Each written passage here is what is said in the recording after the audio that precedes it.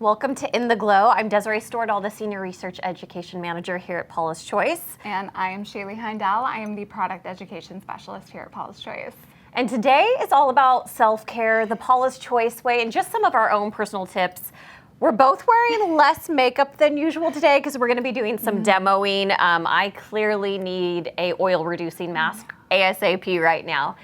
But today's show is also just about self-care, not meaning that you have to take all these extra steps or spend this extra money. It's just being about intentional with your skincare routine and taking time for yourself. And self-care isn't just about skincare. There's so many other ways you can do that. So we'll kind of give you some of our tips. And this is really Shealeigh's specialty. Because I'm going to admit, I'm not the best at caring for myself all the time. Right now, I'm super busy. I've got a little girl who just started kindergarten. I've got a 10-month-old baby. I was up all night last night with the baby. So I need self-care, and I need your tips probably more than anything. We'll walk through it. And for me, self-care has been sort of a journey. I think that there's a lot of pressure and misconception out there saying that self-care has to be about treating yourself, and really that pulls away from the actual essential foundation of self-care, which is really just doing something intentionally to take care of yourself physically, mentally, emotionally. And with the case of skincare, it's kind of all of the above, right? You're doing something to physically care for the biggest organ in your body, on your body, in your body. And on top of that, you are setting aside time to really ground yourself and be present. And no matter how busy you are, you can usually find at least a few minutes to take good care. And even if it is just doing your normal routine, if you're not going through all the kind of bells and whistles that we're going to present today, if you're just going through your normal routine and you're really doing it as a way of taking care of yourself, then that is a form of self-care, and it's a really easy way to sneak it in without feeling overwhelmed by, oh my gosh, I have to go get bath bombs and eat chocolate and go to the spa. No, those are fun ways to take care and to treat yourself, but really daily self-care can be just as easy as cleansing your face. But if you want to up the ante using products that you might already have on your counter, we're here to walk you through some tips and tricks. Let's start out with one of your favorites. Well, I start off with kind of going through my routine, finding different ways of how I can enhance it.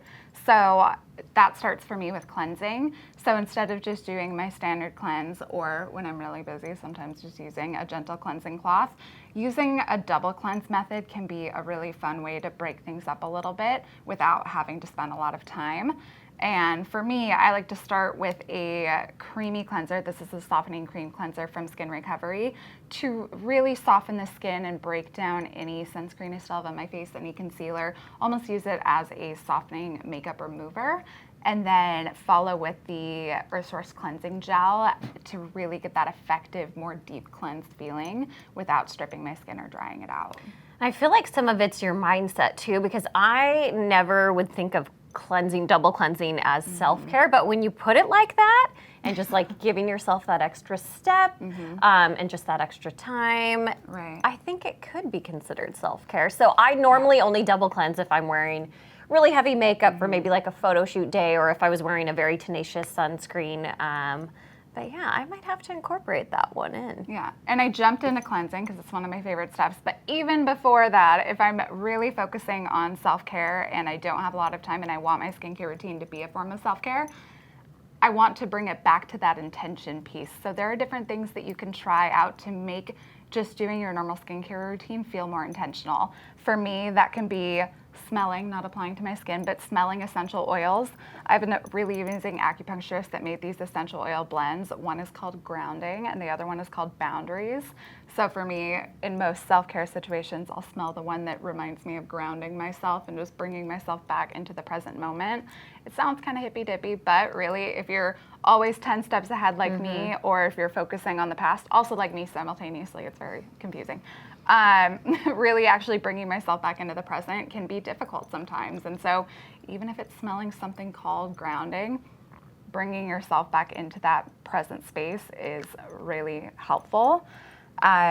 Really quick I think most people who are watching this probably already know because they follow us, but essential oils, in terms of scent, like Shealeigh said, completely fine to Right. smell them. The reason you don't want to put them on your skin is that they cause all kinds of irritation that over time impairs your skin's ability to heal itself. It pro-ages skin. We have an article that waxes poetic all about why essential oils are bad for skin on paulachoice.com.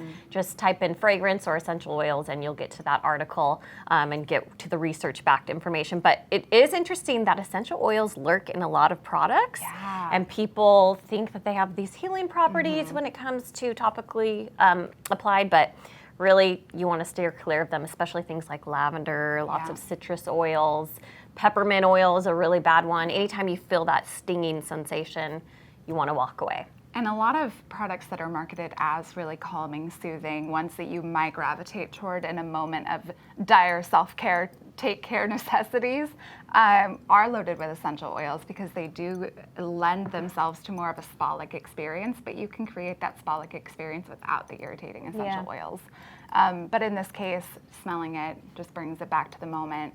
You were telling me earlier about listening to music to bring you back. Yeah, so part of my thing is like right now I feel so rushed on time between working full time and being a mom. And so even as we were prepping for this show and thinking about self-care, I thought I need to find ways to make skincare fun because there's just a lot of times where I just need to do it and get through it. And so last night I put on one of my favorite songs and let it play while I was doing my skincare routine. And there were so many good things about it. For one, it just put me in a good mood before I went to bed, but also the song was only 3.5 minutes. And I told myself if I couldn't even give myself that 3.5 minutes to do a little bit of self-care and take care of myself and just zone out, then what am I doing with myself? Like I need to give myself a break, and that was just a nice way to do it. So instead of doing my really pared down routine, it allowed me to do a couple more steps and just made me think about that. But it was fun. It's something I want to implement on a more regular basis now. Yeah, or you could do what we're doing and drink some tea, drink some wine, depending on the time of day. But really, again, just bringing it back to the moment, making a really intentional process. So after cleansing, in a Paula's Choice routine, you would typically follow up with toner. Instead of just doing your regular old toner on your fingertips or on a cotton pad, it can be fun to put your toners in an opaque, light-free bottle. This one is just a gentle mister that I got for $2.99 over at a grocery store. You're gonna have a little in your tea I know, now too. it's okay, it's filled with antioxidants. But after I've got my fresh skin, and right now all I have is sunscreen on, so I can go in and just also give some to Desiree, doing it that way. But it's a nice, fun way to elevate the toning experience. Plus, it does feel more luxe. Exactly. And the fact that you don't have to use a cotton pad, I like that. And for me personally, I keep mine on my bedstand so that for those nights when I really am tired and I'm just doing the most basic routine, I don't even have to be standing at the sink for very long. I could literally just cleanse my face and maybe just do my toner, and that might be my only step, and misting it on is a nice way to do it. Yeah, or you can spray it on your hands and press it in that way too if you want. But after toning, and this is going to be helpful for our next step, you can go into a mask. And instead of just doing your standard mask, you can multi-mask, which is placing specific masks with different benefits on different areas of your skin where they might need it, as opposed to just applying one mask.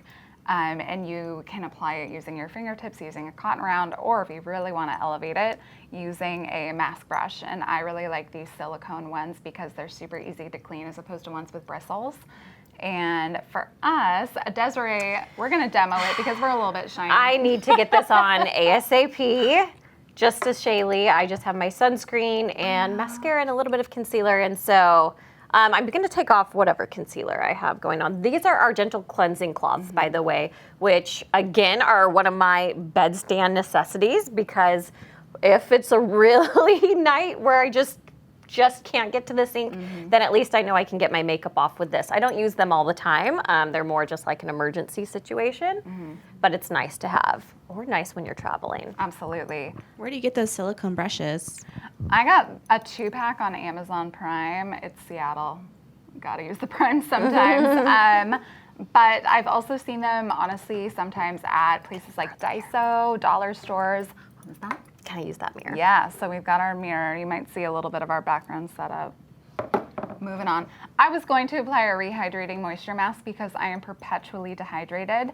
It is going to make me even shinier though, so I'm probably going to shine up to NASA as soon as I put it on, which is great. Sam says, Desiree, this hairstyle looks amazing on you. Oh. You should do it more often. Gosh, okay, top knot for the win. Well, good, because it only takes 5 minutes to do versus everything else that I do. I'm going to just do this in my oily areas, by the way, because even though I'm shiny elsewhere, I really want to just keep adding the hydration in the other areas. I can't get enough hydration on my under eye and my cheek area. I just always want that to be really nice and hydrated and glowy. And those are the areas I don't break out and don't have problems with being shiny. And then when Desiree's done, I'll snag it. But in the meantime, I can safely, generally knowing my skin, apply the rehydrating moisture mask using the brush, using upward strokes on the areas that I tend to be more dehydrated, which is definitely my cheeks. I might apply the pore clarifying charcoal gel mask on my forehead and my nose where I tend to see more congestion, more redness. That product can also help with minimizing enlarged pores, helping reduce redness related to sensitivity. So it's a great multifunctional, multi-masking product. So it's a great first step. I like how technical you get with it, and I'm just like, slap it on. As long as it gets there, who cares how it got there? Nobody has to know. And so for the pore clarifying charcoal gel mask, you'd usually leave this on for about 10 to 15 minutes before rinsing it off. With the rehydrating moisture mask, you don't even have to rinse it off. No. If you're using this at nighttime, you could just leave it on, use it as your sleeping mask. And again, even though I'm somebody with oily skin, I really do like using this mask in those areas, and I don't wash it off when I do that.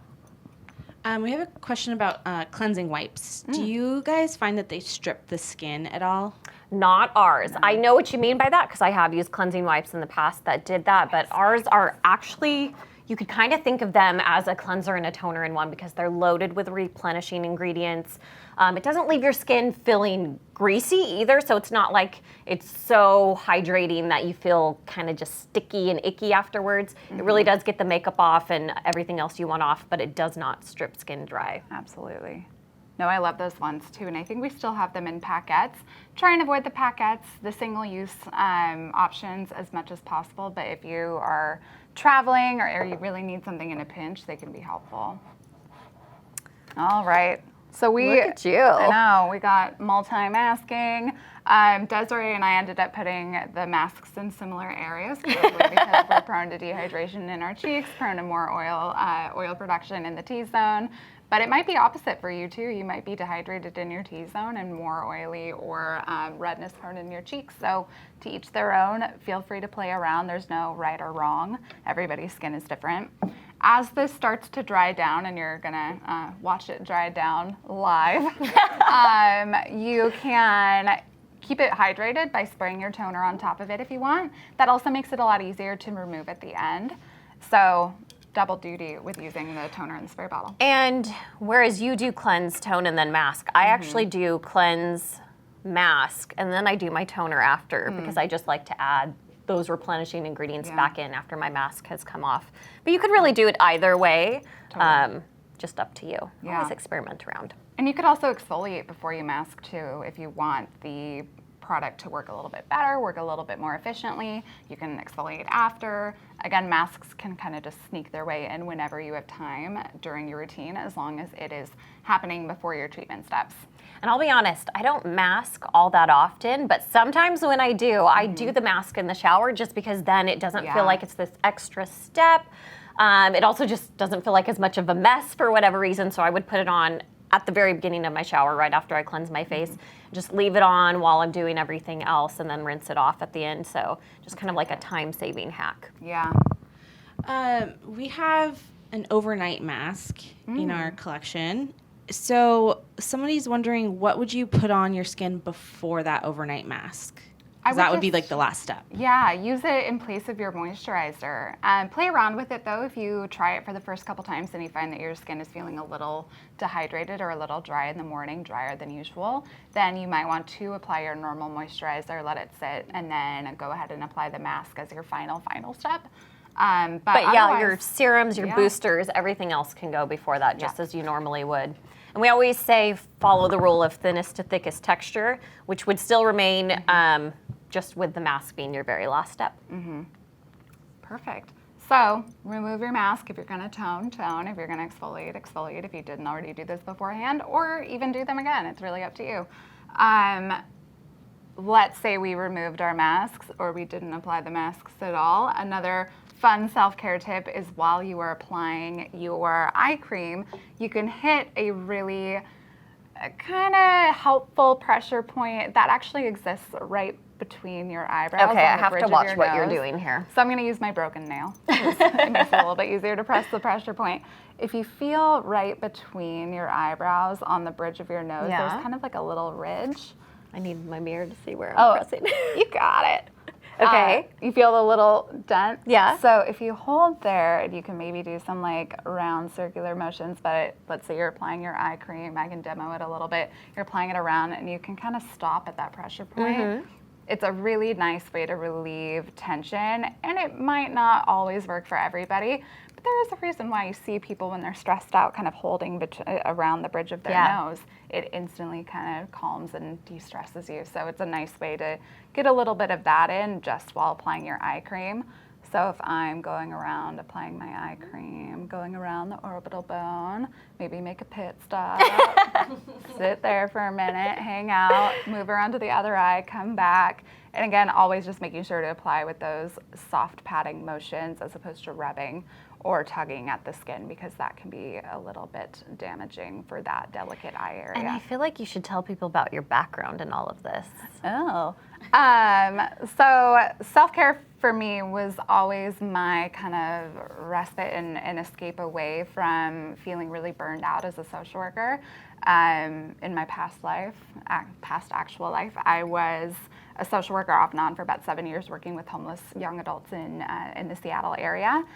And I was really bad at self-care, and the only thing that really helped to calm and soothe me and bring me back to my life, as opposed to really getting caught up in the lives of my clients, was my beauty rituals. It could be the makeup I applied in the morning. It could be removing my makeup at night and really taking care of my skin, because you are so overworked and you're doing such good work all the time for so many different people that the focus becomes less on you and becomes more on your community that you're supporting. So that's what really got me into skincare to begin with. And when I finally reached that point where I couldn't move on in that industry, I knew that helping other people with their skincare needs and taking care of themselves first, be it through their skin or just through that ability to maintain self-care, was the next step in my path. I love that. Yeah, so I became an esthetician. The day I quit, I signed up for aesthetic school and started about 3 weeks later. Never looked back.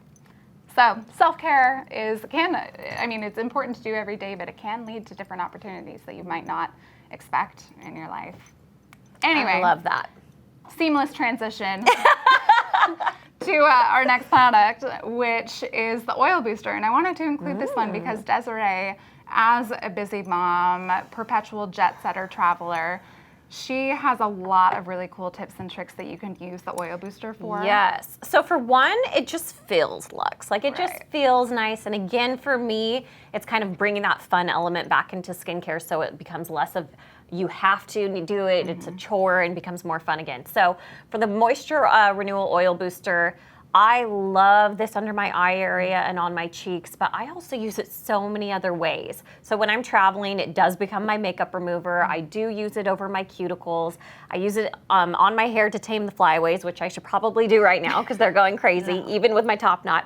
But I also like to mix it with my powder blush to give it like a more glowy, dewy effect, and it has a really pretty look on it. So you should try that. But it's just one of those products, like I said, that it doesn't have to be this extra thing. It really just feels nice on skin and is giving you all those moisturizing benefits. Plus, it's loaded with non-fragrant plant oils that are rich in antioxidants. So it's not just about the feel. You're getting really great benefits beyond just the moisturization. You're getting anti-aging properties out of them too. Absolutely. And just an all-around great travel product. Yeah, so if you're looking for self-care on the go, this is really a great double duty, multi-duty tasking product that you can just carry around in your purse even. You know what I added it to recently was our Omega moisturizer, and I already loved the texture of that moisturizer, but the two of them combined was just a dream. Yeah, I love it.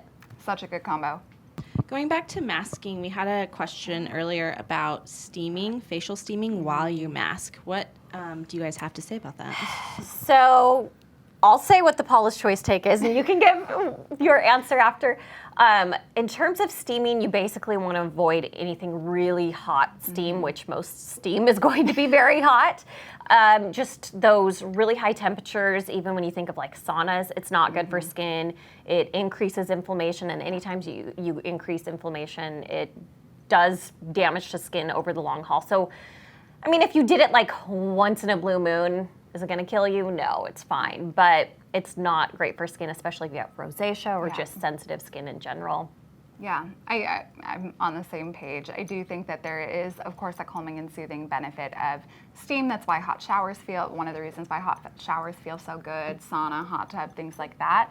But anything that you're doing to almost like pro-inflame your skin should be avoided. And so if you're doing Pro-aging. Pro-inflammation is pro-aging. Yeah, for sure. So even if it feels really nice, if you're doing it all the time, it's not going to reap any sort of benefit. It's actually going to cause more damage than it will be providing any benefits.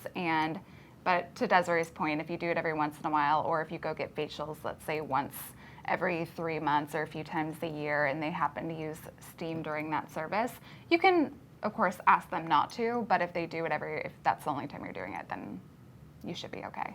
Can you hand me the mirror again? I want to see where my mask is at. You dried down. Oh, yeah. Woo. Looking good. Desiree, you mentioned that you mask in the shower, right? Yes. Sometimes? Sometimes. Sometimes I do. Yeah. That's pretty much the only time I do it because I just don't have the time or don't make the time. But again, this whole show is kind of bringing me back to like, I need to make some time for myself. And if skincare is the only way I'm going to do that, then let it be skincare and make it fun. Yeah. Well, the next and I think the last step that I wanted to talk about was the rest of our body. Of course, the skin on our face is important to take care of, but we have a whole rest of our body worth of skin to take care of. And applying body cream maybe after you get out of the shower, before you go to bed, might end up feeling like a chore.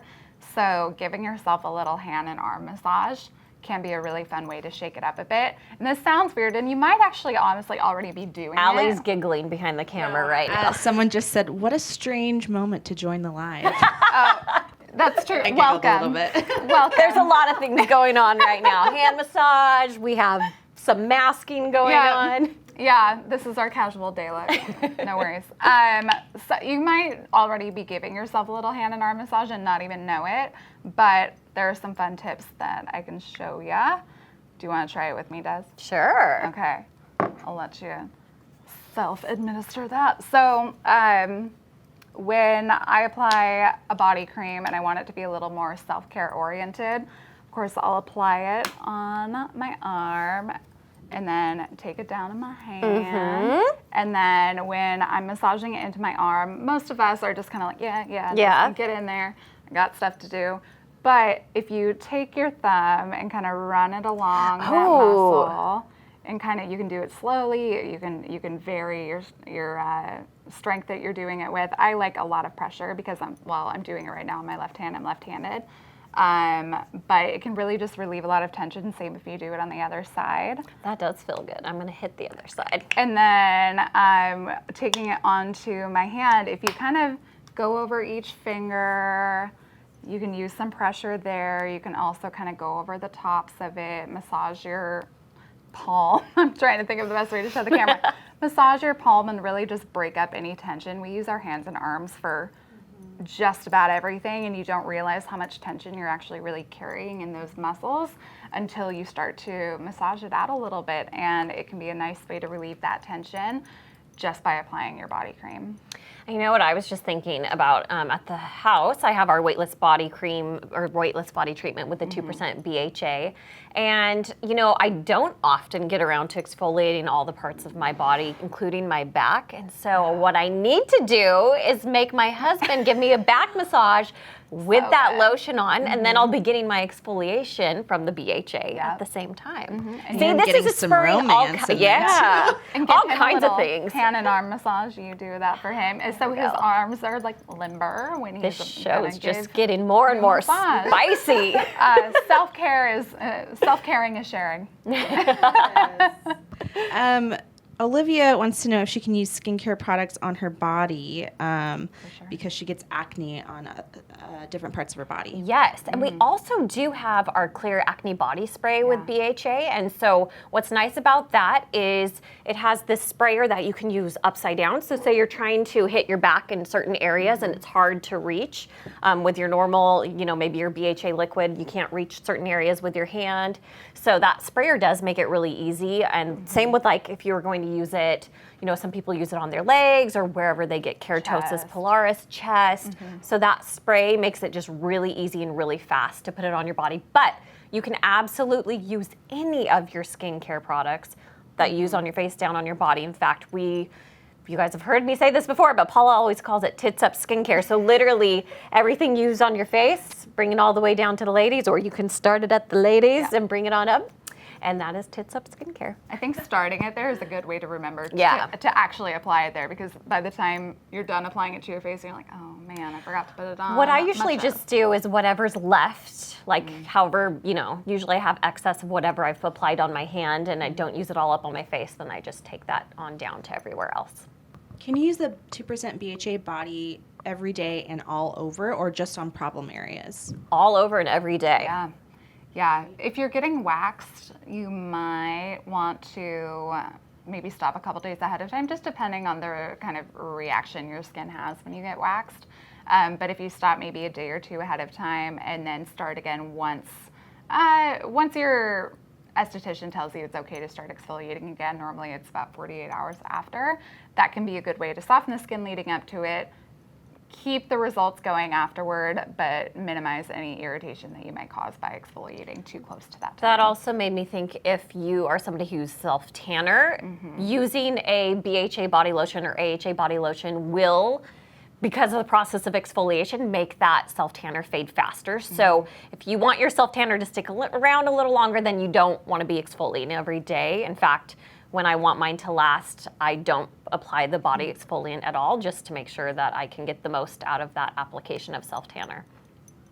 And then how do you choose between the AHA and BHA body lotions? So the BHA, tend to think of that more for bumps, clogged pores, the keratosis pilaris, which are those little red bumps that people call chicken skin, or just if you have more, body skin isn't as oily prone, but just more combination, less dehydrated skin, BHA is a really good way to go. Or if you have sensitive skin in general, BHA is the best bet. For AHA, we tend to think of it more for dry, sun-damaged skin, rough skin, so the roughness that builds up on your feet and your knees and your elbows. The BHA will help with that as well, but for just AHAs, we tend to think of them more simply as the dry, sun-damaged skin. Yeah, there were commercials years ago that would always show a crocodile when it was advertising body lotion, and so whenever I think of the AHA, I think of, if I have that crocodile, that rough, dry, textured skin, that's going to be a really good option. And then can you describe the difference between the charcoal gel mask and the new clear purifying clay mask? Yeah, absolutely. So the pore clarifying charcoal gel mask is going to be more for refining congested pores, helping to reduce some signs of sensitivity and redness, versus the clear purifying clay mask that has additional ingredients in it that really help to calm the triggers that could contribute to breakouts, either ones that you're currently experiencing or ones down the road. The redness associated with that. And also with the clear mask, I do find it more absorbent than the charcoal mask. There's 3 different types of clays in there and some other absorbent ingredients. And so in terms of reducing oil and mattifying skin, I feel like you get a bit longer of effect with the clear mask in that regards versus this one. Like you said, I feel like it's more of like a decongestant for pores. And the textures are totally different. So with this one, as you can see, it went on as more of like a lightweight gel. It feels kind of cool on skin, even though there's no bad cooling, irritating ingredients, but it just feels like nice and relaxing on skin. And then the clay mask has a richer texture to it. Yeah, both rinse away pretty well. But yeah, if you're looking for more of that traditional clay mask that really nicely smooths onto skin and does dry down a bit, the clear mask is going to be the better option. Well, but if you would like help picking out the best mask for you, in addition to the best body cream, the best cleanser, the best toner, our client services team is always happy and eager and willing to help. They're available over phone, chat, and email. Phone numbers on the back of every Paula's Choice bottle, or 1-800-831-4088. Otherwise, we will get these masks off and see you guys Thanks for hanging with us during our weird show today. But hopefully this inspired you guys. I know it didn't, thinking of these ideas inspired me. Like, I need to get back into the fun, just relaxing side of skincare. So hopefully it does the same for you guys. Till next time. Yeah. Bye.